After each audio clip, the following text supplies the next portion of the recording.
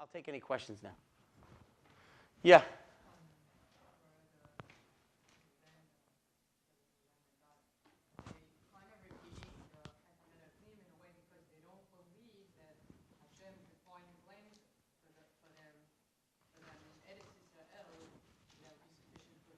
Right, so it's a good question. She asks, is this a repetition of Hetam Raglim because it's a lack of faith? Many of the Mefarshim don't see here a lack of faith, but what they're talking about a lack of faith in terms of the courage, and because they show a lot of faith in HaKadosh Baruch Hu. They do go as an infantry.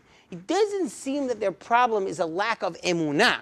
Moshe, maybe initially that was, when they didn't want to go in at all, if we read like the Akedah Yitzhak read, but it seems when they come back, the lack of emunah in Hashem, it does not seem to be their problem. What you said, which is a deeper level of emunah, and maybe that could be it, is the lack of emunah, maybe that whenever you follow materialism, the lack of emunah that all parnasah comes from Borei Olam, that's always a possibility. When miknei rav, or financial situations cause us not to follow the word of Borei Olam, of course, if you scratch it, there's always that potential lack of emunah. But at least within the Pshat, they do show the belief, unlike the Meraglim, the belief that God will help them conquer this land. I mean, they do take courageous acts. So, to be on the infantry is a scary place to be, right? But they don't care because they do show a belief in Hashem, yeah.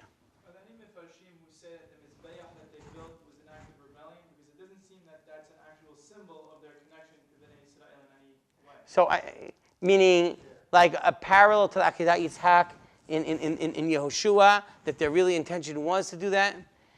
I haven't seen any. And the pshat of the Pesukim doesn't seem to read that way.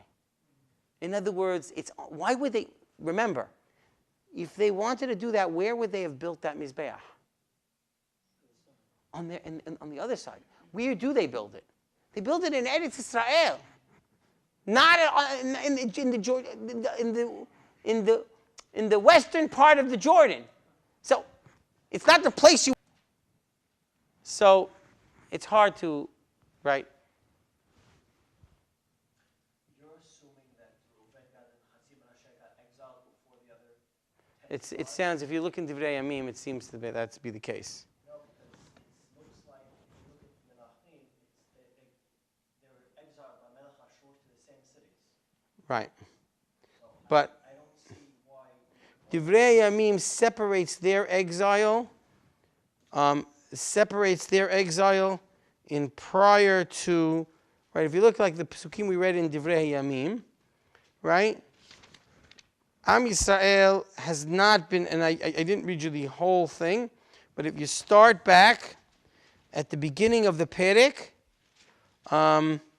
you will find that this is a unique episode to these people, and it seems that their galut is a individual, unique experience, which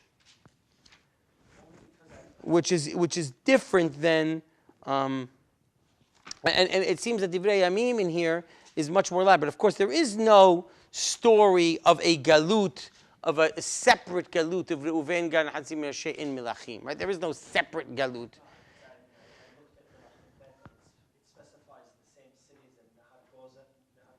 Right. Specifically in Melachim Bet as it does right here. Right, but over there it just talks of the general galut of all of Malchut Yisrael.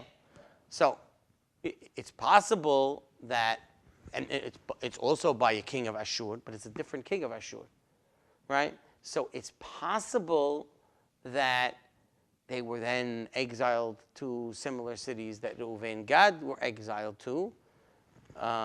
But I would say like this. Forget the chronological question, forget the geographical question. Divrei Yamim goes out of its way to say that these people were sent to Galut ad hayom hazeh.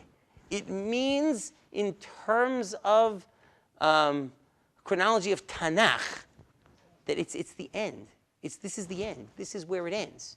The writer of Divrei Yamim is the last writer. It's over. Until the compilation of Divrei Yamim means, it basically says forever. And it's singling these people out. So there is some comment that the Nevi is saying here.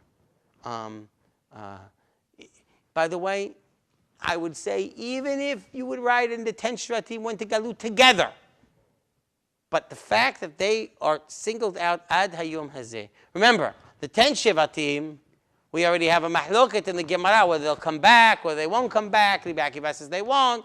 There's a whole mahloket Tanaim. You can't have that argument here because here the text is very clear. Maybe la'atid level they'll come back, it's fine, but the text is very clear that they didn't come back. There is an argument whether the 10 Shivatim, well, not 10, whoever, the amount that's left, did come back or not in the time of Yirmiyah, in the time of Yoshiyahu. You wouldn't be able to say that about Reuven, Gad, and Menashe.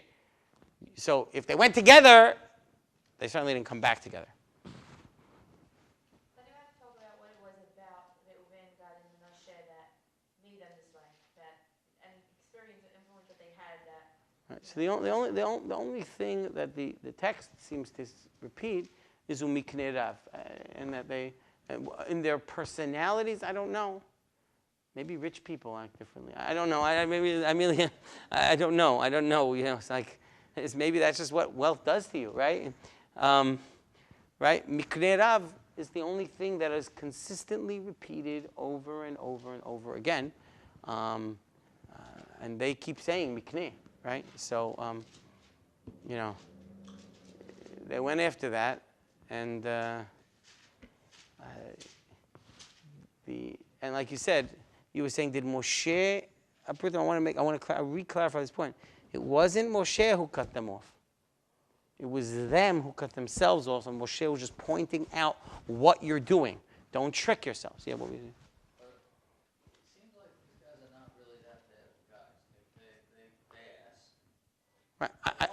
I don't think they're that bad. Well, I don't think they're bad people. I think they're very good people. I don't think they're bad people. I think they're trying very hard, but because what Moshe is trying to do is educating them. He tells them subtly why their decisions are wrong.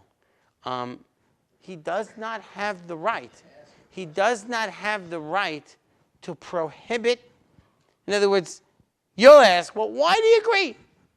They could have said, no, we'll go, we'll fight. And Moshe says, no. For your own good, no. Right? So, let me ask you a question. You're a father, right? That worked at 10 years old. Right? It worked at 15 years old. At some point, what do you tell your kids? You got to make your own decision. And when you make your own decision, you got to make your own mistake. And that's probably a very hard thing for anyone to do. Probably very difficult for Moshe, for Yehoshua, for Pinchas to do at different times. But at that point, the nation, as long as you did your filial duties, your obligation to Am Yisrael, I'm not going to force you where to live. As long as you did what you had to do, I can only force you to do what you have to do. I could tell you, you might be making a mistake, but it's your call. So, yes, we'd like always to say, no, I'm going to decide for you. Doesn't work.